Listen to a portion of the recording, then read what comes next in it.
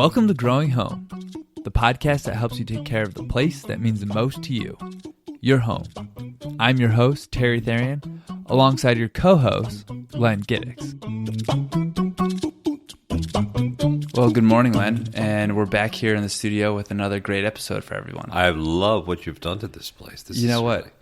We just keep chipping away at it, and the studio is really coming together. Good to see you again, Terry. Before we get started and jump into this episode, we're going to announce the winner of our first Growing Home podcast grab bag. All right. Yeah. So, and just as a reminder, in order to enter, all we need is an email at podcast@mackeysinc.com. That's PODCAST at MACKEYSINC.com.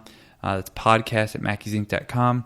If you have questions, thoughts, concerns, or We'd just like to hear from you. Yeah. Just see what. Now, how does that work? Do we email them back when they win? We will. Yep. Okay. Yep. So today's winner will be getting an email shortly, letting them know that they won our first grab bag. This is something. Great. And there's just a pile of stuff in this box over here. More stuff gets added every week, and all from the vendors and partners that we have. So, great. And maybe some other cool stuff we come across as well. So, yeah. Cool. So we'll get to it. So. Go ahead, Len, if you could do the honors here of picking our first prize.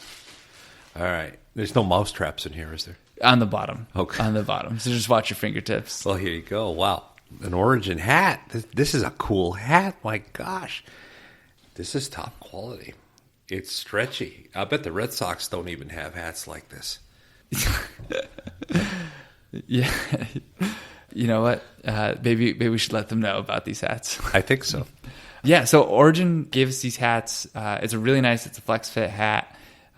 Origin's a really cool company. I've actually been to their plant in southern Kentucky, and Origin is a brand within the Champion Pet Food Company, and their whole approach when developing the Origin line of products was the owner sat back, or the founder, and he said, if I were to make the best food that I could think of, like everything just as ideal as possible, what formula would that be?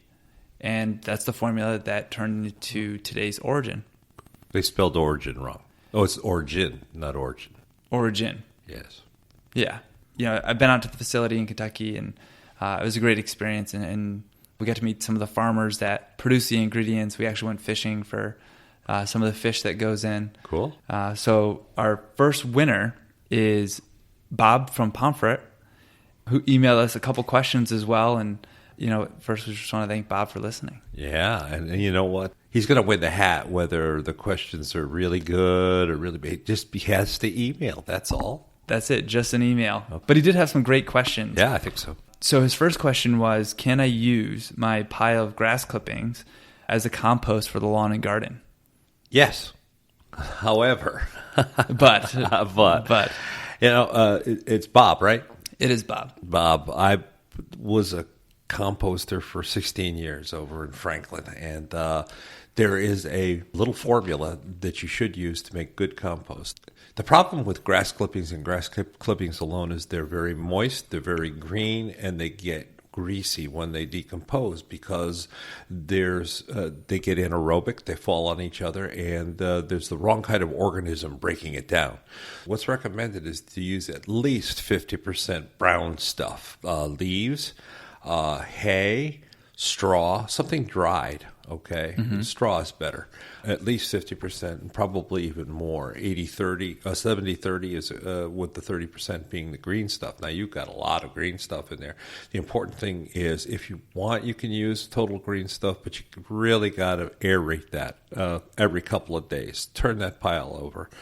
The other way, and this is from experience, is once you establish a compost pile that is upright, not just a pile, but make a bin out of old pallets or something, 4x4 bin, and put your waste material in there, and add as many leaves as possible, but also go out and purchase some red wigglers.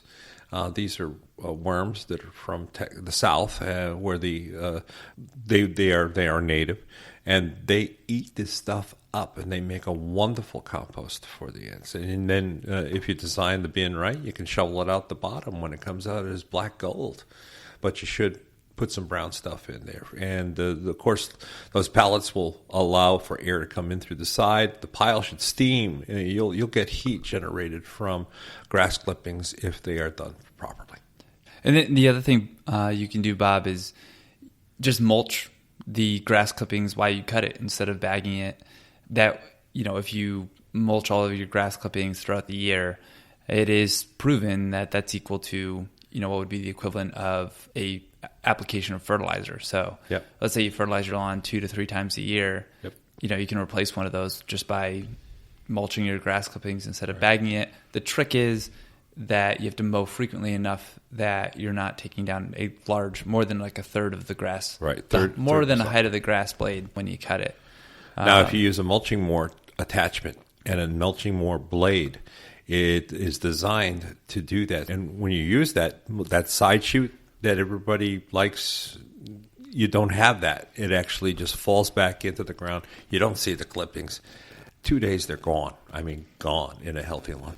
Great. So now Bob has a second question, is how to deter raccoons from the feeder. He said he's put up a sign, and that hasn't worked for him.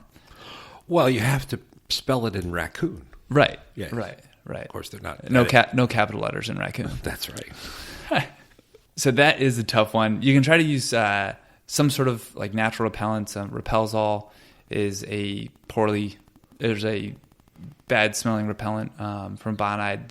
That would be something I would try. I do put that around the yard for all sorts of little critters.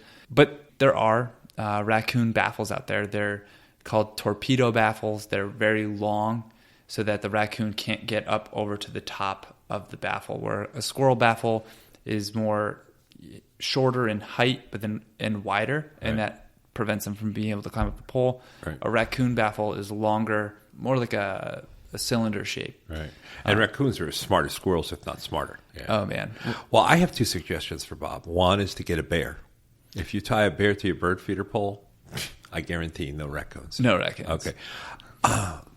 Outside of that, we've seen the videos of raccoons bending standard flimsy poles over because they're pretty heavy. Once they get up to a certain point, the pole will bend over. Yep. Get a solid iron pipe, aluminum pipe so that it does bend over.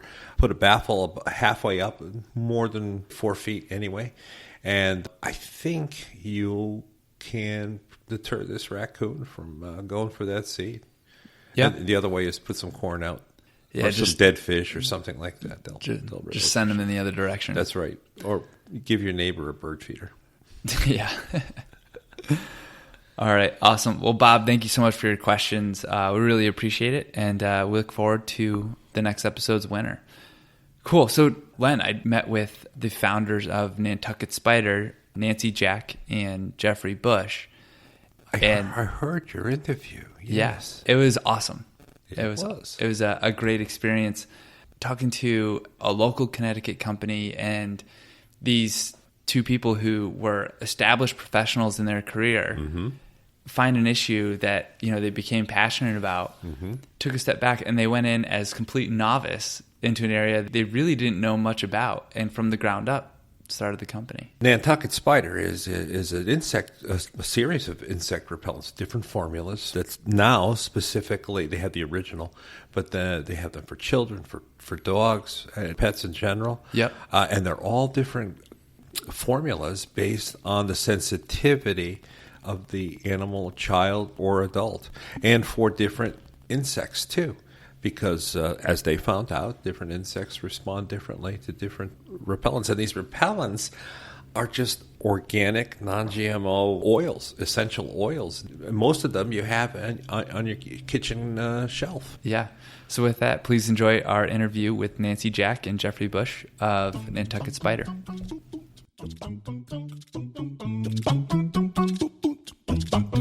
Nancy and Jeffery, thank you for joining us this morning on the Growing Home podcast. Thanks for having us. Can you share with our audience, what is Nantucket Spider? Nantucket Spider, I should say, it's a bug repellent, and we're not from Nantucket, and our bug repellent doesn't repel spiders. At least it's not intended. It's a misnomer. But it's a natural, DEET-free line of bug repellents that are made from essential oils that are organic, non-GMO, and water, really. They're made from ingredients that people recognize. Excellent. What are the different formulas that you have? Because you have more than one, right? So our original formula that we started with, our goal was, it was sort of an all-purpose bug spray. And this is kind of tied pretty much to how we came up with our idea in the first place. Mm-hmm. And I think that what I found over the years is that natural repellents didn't work for me very well. They were pretty greasy or lotiony, and they had a little pump sprayer that would dribble down the side of it and get all over your hands. And I couldn't apply them the way I needed to. And you needed to put them in your hair, on your clothes, places that you can really, places where bugs crawl, as well as on your skin. Mm-hmm. I also didn't like the feeling of a heavy, greasy lotion. Over time, I did some experiments on my own and came up with something that really worked for me. And this was before the business. This was before the business. Yeah. I spent my summers in Canada on an island where the bugs are really fierce. And many years ago, I worked as a lawyer, an environmental lawyer in Canada, and paid a site visit to a hog lagoon, actually, and mosquitoes were everywhere. And we were in the middle of a hearing, and we were all dressed in our suits. And somebody passed around a can of DEET, and we all sprayed it on ourselves, and instantly my nylons dissolved. And I had 6 hours till I was back to the hotel, where I literally had to scrape them off my legs. And that was back in the 90s, and there weren't many natural repellents available. So I began to experiment and try all the different ones until I came up with something that worked for me. And that's when my friend Jeffery came in on the scene. Having no idea about any of that, I was telling Nancy about my weekend trip out in Nantucket and how I loved it, except for the horseflies that were landing on my head out at the jetties. And I'm a vegetarian. I don't kill anything. But I found my hand slapping my head, and I thought, my hand's a cold-blooded killer. and I said to Nancy, how did the horsefly end up being the top of the food chain? Mm-hmm. You would think over the millions of years, something evolutionarily would come along and eat them out in Nantucket, some native Nantucket spider. And Nancy said, we could make our own Nantucket spider. And I thought, what?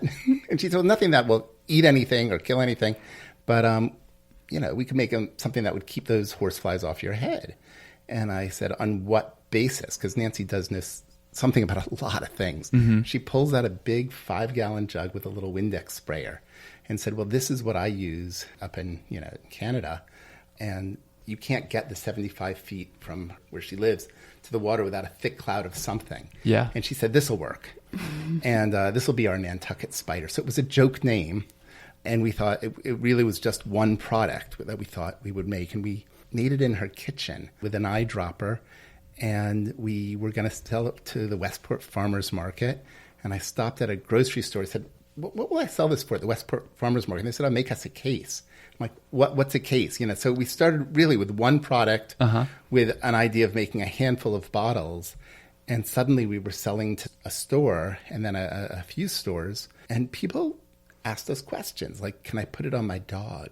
Hence, we ended up with 2 products. We thought, it's not a great product for the dog. So at this point, you guys were just friends. Well, we were just looking for space. We had space in our lives. Our kids didn't need us at home anymore, and we had time to start something. And we were thinking, let's do something Nancy together. is really one of my closest friends, and I was having weekly lunches with her for. This was not at the beginning of our friendship. We'd been friends years for in, years. and every week she was inventing something interesting, whether it was a new board game or a new something, and so this just seemed right in line with everything else. So we had initially the people product, and then one for dogs, and then we got what do you have for kids, which was driving us crazy because our products are so kid friendly, and kids really need repellent. Yeah, they're out there playing for real. Yeah, that's their workplace is the lawn. Yeah, and so they need really strong stuff. But we made a citronella formula for a no citronella citronella formula for kids because we found we went through our notes and we found that